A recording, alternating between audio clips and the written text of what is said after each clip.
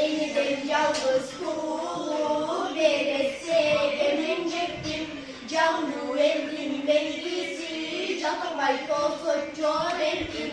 Kaçışkan düşmanla bergen, halkalaylı rençekim. Kuyumdarım cümlülü, düşmanın gözü karakbayım. Tuğba dörüp çıkalı, büyülür kül karakbayım. Bu balın doylu bilgetki, uykudan bezemden atbayım.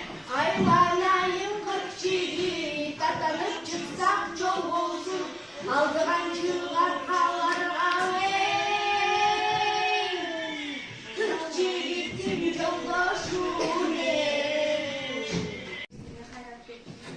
Bu жолу канча чымыр канса да ишинесиз таптарган жасалды. Ал мени кайра тигиле карап, чакамдын топчуларына чейин эркелете сулап, кыялбай турду. Мен сени өмүрүмө жанынан чыгарбас элем Алтынай.